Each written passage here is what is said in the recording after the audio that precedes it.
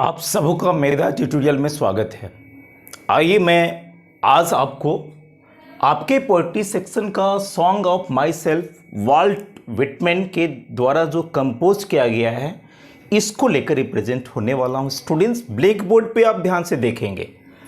जैसा कि मैं आज सबसे पहले इस पोएम से वाल्ट विटमैन के लाइफ स्केच को बहुत अच्छे से रख देना चाहता हूँ, क्योंकि इससे भी क्वेश्चंस आते हैं और जब क्वेश्चंस इससे आएंगे तो यहाँ इनके लाइफ स्केच को विस्तृत रूप से जानना आवश्यक है।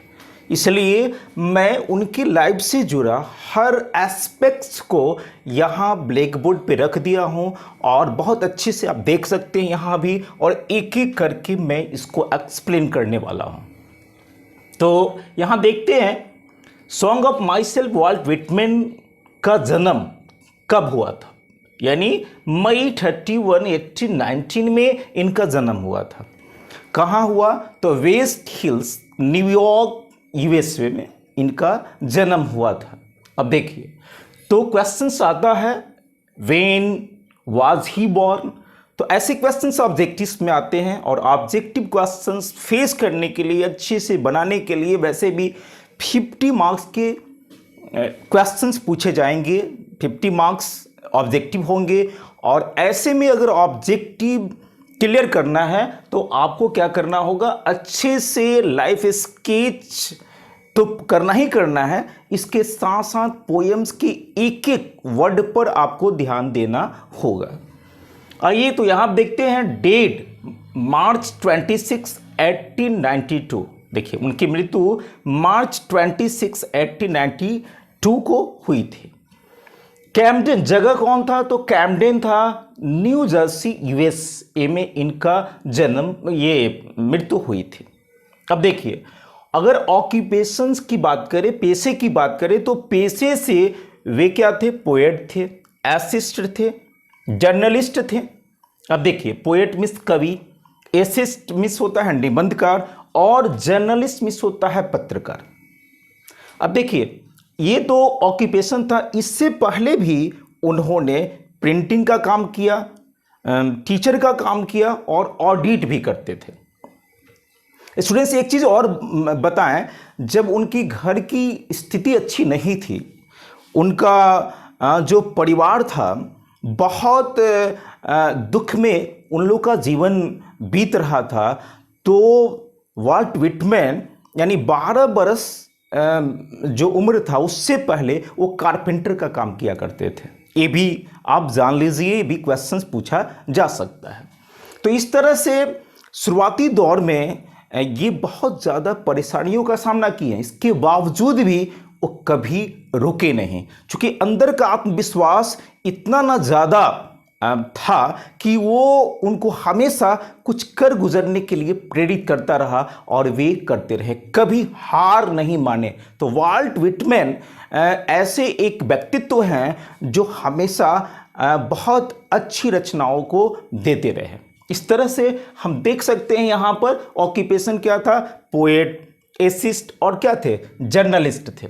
अब देखिए, सॉन्ग ऑफ माई सेल्फ जो है, song of my self taken from lips of grass. देखिए, ये लिप्स एक कलेक्शन है, माने लिप्स ऑफ ग्रास उनकी कविताओं का संग्रह है, कलेक्शन है, और song of my self taken from lips of grass, यह क्या है? लिप्स ऑफ ग्रास से लिया गया है।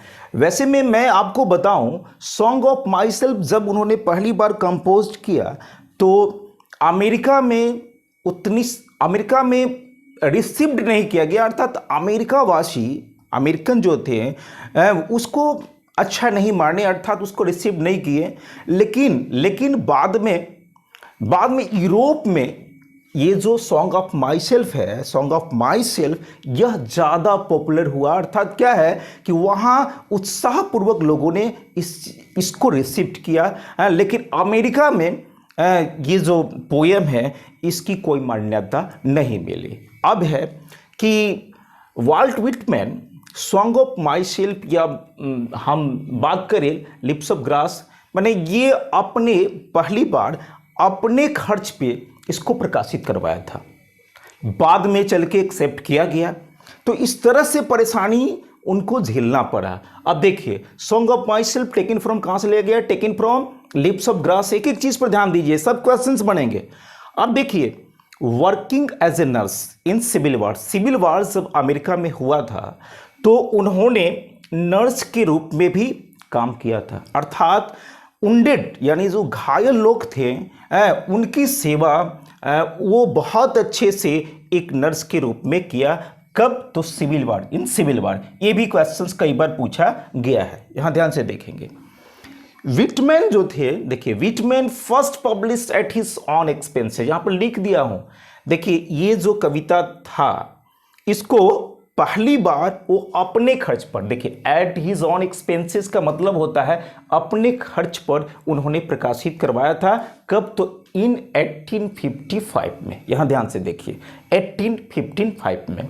अब देखिए, enthusiastically received in Europe but not in America. देखिए, अब जो प्रकाशन हुआ था ये यूरोप में बहुत उत्साहपूर्वक इसको एक्सेप्ट किया गया, बट नॉट इन अमेरिका। लेकिन ये क्या है? लेकिन अमेरिका में नहीं। अब देखिए, थीम क्या था इसका? थीम क्या है, विषय वस्तु क्या है? तो democracy and oneness of mankind है। देखिए, I sing myself, I celebrate myself. यहां पर वाल्ट विटमैन कहते हैं कि हम सब एक हैं, वननेस, हम सब वननेस भी लाना चाहते हैं। अर्थात क्या है, ये चाहते हैं कि सभी सबों में समानता हो, सौहार्द हो, सब लोग एक रहें। चूंकि ये कविता में कह रहे हैं कि सभी लोग क्या है, सभी लोग एक ही जगह से आए हैं और एक ही जगह जाना है। अर्थात क्या है, हमारी जर्नी शुरू है और हमारी अंतिम यात्रा हमारा देह है। तो यानी ये भी कह रहे हैं कि हमारे पूर्वज एक थे, हमारे माता पिता, उनके माता पिता, उनके माता पिता की अगर बात की जाए तो हम सब लोग एक हैं, कोई अलग नहीं है। तो फिर ये सेपरेशन क्या, यह अलगाव क्या? अब यहां पर कवि जो है I sing myself, I celebrate myself, अर्थात उसके मन में और जो विचारधाराएं चल रहा है उससे बहुत दूर जाकर प्रकृति से प्रेम करना चाहता है, प्रकृति को सब कुछ मानता है और वह क्या है, उससे इंटरटेन करता है। यानी क्या है, उसके अंदर जो खुशहाली आती है वह प्रकृति से आती है, प्रकृति के गोद में वो बहुत ज़्यादा प्रसन्नचित्त है। तो इस तरह से वह कह रहा है कि इसके माध्यम से कि मैं स्वयं का गीत गाता हूँ, मैं स्वयं उत्सव मनाता हूँ। अर्थात कवि जो है उत्साहित है, वो नहीं चाहता है कि किसी तरह के विघ्न बाधा में पड़े और बिना उसके वो खुशियाँ मनाए। तो इस तरह से यहाँ पर आप देख सकते हैं कि थीम क्या है, तो डेमोक्रेसी है, वननेस ऑफ मैनकाइंड है कि मानव क्या है, मानव एक है। अब देखिए, important works includes leaves of grass. देखिए, उनके महत्वपूर्ण कृतियों में शामिल है लीव्स ऑफ ग्रास जो 1855 में प्रकाशित हुआ एंड ड्रम 1866 में। तो इस तरह से अगर हम लाइफ स्केच की बात करें तो स्टूडेंट्स आप एक एक करके ध्यान से देखेंगे कि कब, कहाँ, कैसे, क्या थे, इन सारे चीज़ों पर नज़र डालते हुए इसको आप याद कर लेंगे, चूंकि इससे क्वेश्चंस बहुत बनेंगे और आपको क्वेश्चंस फेस करते हुए आंसर देना पड़ेगा। अब मैं लाइफ स्केच के बाद, जैसा कि आप देख सकते हैं, song of myself Walt Whitman के द्वारा ये जो कंपोजिंग जो पोएम्स है इसको बेज़ाब्ते में लिख दिया हूँ, यहाँ देख सकते हैं, और एक एक वर्ड पढ़ के मैं आपको समझाऊंगा। तो स्टूडेंट्स इस ब्लैक बोर्ड पे देखिए, यहाँ पर वाल्ट विटमैन क्या कुछ बोल रहे हैं। फर्स्ट लाइन में वाल्ट विटमैन ने जो शुरुआत की है, आई celebrate myself and sing myself and what I assume you shall assume. Students यहाँ ध्यान से देखें, आई सेलिब्रेट माई सेल्फ यानी सेलिब्रेट मीन्स होता है उत्सव मनाना, खुशियाँ मनाना, जश्न मनाना, देखिए, I celebrate myself and sing my self. मैं स्वयं में खुशियाँ मनाता हूँ, मैं स्वयं से जश्न मनाता हूँ। एंड सिंग माई सेल्फ, मैं स्वयं का गीत गाता हूँ, मैं स्वयं गाता हूँ। देखिए, कहने का मतलब है कि यहाँ वाल्ट विटमैन इतना आह्लादित है, इतना खुश हैं कि वे स्वयं गीत गा रहे हैं, स्वयं उत्सव मना रहे हैं और स्वयं झूम रहे हैं। और यह छंद जो है, as I celebrate myself and sing myself. देखिए, and what I assume you shall assume. यहाँ पर वाल्ट विटमैन कहते हैं एंड व्हाट आई एज्यूम, अर्थात जो मैं समझता हूँ, जो मैं स्वीकार करता हूँ, यू शैल एज्यूम, वह आप भी स्वीकार करते हो, यानी वो आप भी ग्रहण करते हो, वो आप भी समझते हो। देखिए, and what I assume you shall assume. देखिए, I celebrate myself and sing myself and what I assume you shall assume. अब देखिए, for every atom belonging to me as good belong to you. देखिए, यहाँ पर कह रहे हैं कि प्रत्येक एटम, प्रत्येक अणु जो मुझसे बिलोंग करता है, जो मुझसे संबंधित है, वही क्या है, तुमसे भी है। अर्थात यहाँ पर वाल्ट विटमैन कह रहे हैं कि हम अलग नहीं हैं, हम एक समान हैं, यानी हम सबों में समानता है, हम सबों में सौहार्द है, यानी हम सब एक हैं।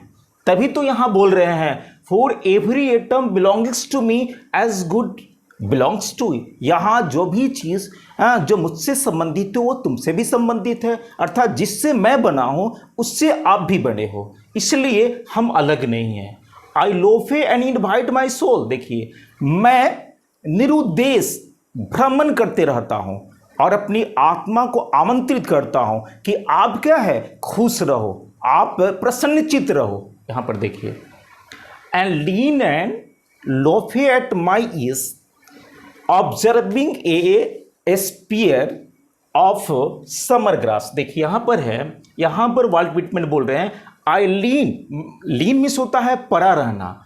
आई लीन, मैं परा रहता हूँ, मैं लोफे, और भ्रमण करता हूँ, घूमता हूँ, एट माई ईज, और बहुत आसानी से, बहुत आराम से, अर्थात मुझे कोई चिंता वगैरह नहीं रहती है। और ऑब्जर्विंग ए स्पेयर समर ग्रास, और गर्मी का जो ग्रास घास होता है उसके तिनके को मैं निहारते रहता हूँ, चूँकि वो प्रकृति से जुड़ा है और उसका भी महत्व है, उसको मैं ऑब्जर्व करता हूँ और उसको देखते हुए मैं खुश रहता हूँ। देखिए, I lean and lope at my ease observing a spare summer grass। अब देखिए यहाँ पर my tongue every atom my blood forms from this soil this year। अब यहाँ पर वाल्ट विटमैन कह रहे हैं कि जहाँ के हैं वो, जहाँ वो रहते हैं, उसके लिए देखिए my tongue यानी मेरा जीभ, एवरी एटम माई ब्लड यानी मेरे ब्लड का, मेरे खून का एक एक कतरा,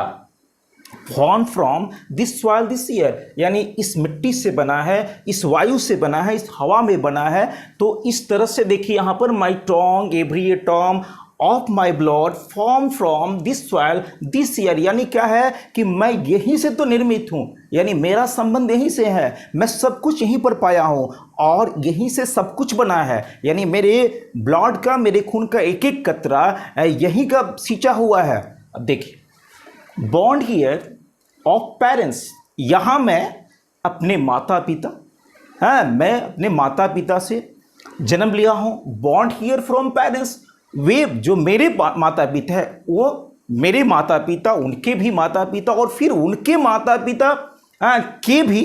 अब देखिए यहाँ देयर पेरेंट्स द सेम, उनके माता पिता भी सेम थे। अर्थात क्या है कि हमारे जो माता पिता हैं उनके पूर्वजों को देखा जाए, फिर उनके पूर्वजों को देखा जाए, यानी ऐसे एंसेस्टर्स को देखा जाए, तो निश्चित रूप से हम कह सकते हैं कि हम सब लोग एक हैं। तो फिर हम क्यों मन में किसी के प्रति राग द्वेष ईर्ष्या अपनाते हैं। यहाँ देखिए वाल्ट विटमैन यह कह रहे हैं कि अगर हम पूर्वजों को देखते चले जाएं, पीछे चले जाएं और पूर्वजों को देखते रहें, यानी उनको ऑब्जर्व करें, तो पता चलेगा कि नहीं, हम सब एक हैं, हम सब एक हैं। देखिए, and their parents the same. अब देखिए, I now 37 years old in perfect health begin. देखिए, मैं अब 37 ईयर्स यानी 37 वर्ष का हो चुका हूं इन परफेक्ट हेल्थ बिगिन, और मेरा क्या है, एकदम बहुत अच्छा स्वास्थ्य है। स्वास्थ्य इसलिए कि मैं प्रसन्नचित्त रहता हूं, मैं हमेशा खुश रहता हूं, और इसके कारण मैं क्या है, मैं 37 ईयर्स ओल्ड हूँ, यानी 37 ईयर्स का हूँ, लेकिन क्या है, मेरा जो स्वास्थ्य है बिल्कुल अच्छा है, क्योंकि मैं यहीं से सींचा गया हूँ, अर्थात मेरे अंदर जो खून चल रहा है, जो ब्लड है, वो सब यहीं से तो मिला है, यही मैं खुश रहता हूँ और सब कुछ यहीं से प्राप्त करता हूँ। देखिए यहाँ पर hoping to ease not till death, और ये जो चीज़ है यह मृत्यु तक नहीं रुके, अर्थात क्या है, मैं चाहता हूं कि मेरा जो स्वास्थ्य है वो अंत तक यानी मृत्यु तक ऐसा ही रहे। देख, hoping to is not till death, creeds and schools in abeyance. देखिए यहाँ पर वॉल्ट विटमैन कह रहे हैं कि देखिए यहाँ पर क्रीड्स मीन्स होता है धर्म संबंधी, और स्कूल्स मीन्स विचारधारा है। अब धर्म से जुड़ा विचारधाराएं और कई चीज़ें, इन सारे चीज़ों से कवि जो है ना थोड़े देर के लिए उबरना चाहता है और प्रकृति के गोद में जाना चाहता है, क्योंकि प्रकृति से उसको ज़्यादा प्रेम है, और बाकी सारी चीज़ों को वो विस्मृत नहीं करना चाहता है, वो याद रखना चाहता है, लेकिन थोड़े समय के लिए ही क्या इन सारी चीज़ों से दूर जाना चाहता है, क्योंकि वो खुश रह सके, प्रसन्न रह सके, खुशियाँ मना सके, स्वयं का गीत गा सके। इस तरह से वो वॉल्ट विटमैन यानी कवि जो है करना चाहता है। Hoping to is not till death. देखिए, creeds and schools in abeyance. अब देखिए, retiring back while sufficed at what they are but never forgotten. देखिए, रिटायरिंग बैक वाइल यहाँ पर कवि कहता है जो अभी मैं बोला, यानी मैं थोड़े देर के लिए पूर्ण रूप से मैं इससे उबरना चाहता हूँ, मैं इससे दूर जाना चाहता हूँ, एंड व्हाट दे आर, वे जो हैं उसको भूलना चाहता हूँ, बट नेवर फॉरगेटन। लेकिन ऐसा नहीं कि मैं कभी, मैंने कहने का मतलब बट नेवर फॉरगॉटन। वहाँ कवि कह रहा है कि याद नहीं करना चाहता हूँ, यानी थोड़े समय के लिए उसको विस्मृत करना चाहता हूँ। देखिए, आई हार्बर फॉर गुड और bad, I permit to speak at every hazard. देखिए यहाँ पर कह रहे हैं आई हार्बर फॉर गुड और बैड, मुझे भी अच्छाई और बुराई का ध्यान है। मैंने अच्छाई क्या है, बुराई क्या है, यानी मुझे भी ध्यान है। देखिए यहाँ पर आई हार्बर फॉर गुड और bad, I permit to speak at my every hazard. देखिए, और प्रत्येक खतरे में मैं भी क्या है, मैं भी बोलने की अनुमति रखता हूँ, यानी मुझे भी इजाज़त है। और nature without check with original energy, लेकिन ऐसा कुछ मैं नहीं करना चाहता, क्योंकि नेचर ही केवल प्रकृति है जो बिना चेक के, माने बिना उसको रिसर्च किए, बिना खोज किए, यानी बिना उसके टेस्ट के, परीक्षा के, वो बहुत एक अजीब सा एनर्जी है, एक अजीब सा ऊर्जा है, एक असीम ऊर्जा है, जिसको लेकर मैं हमेशा उत्सव मनाना चाहता हूँ। और इस तरह से कवि जो है इस कविता को समाप्त करता है। आई celebrate myself and sing myself and what I assume you shall assume. इस तरह से वो कवि क्या है, गीत गाता है, स्वयं में प्रसन्नचित्त रहता है और खुशियाँ मनाता रहता है। तो इस तरह से यह पोयम आज समाप्त होता है, और फिर नेक्स्ट वीडियो में मैं अगला चैप्टर लेकर आपके बीच रिप्रेजेंट होऊंगा। फिलहाल आज का क्लास समाप्त होता है। Thanks a lot.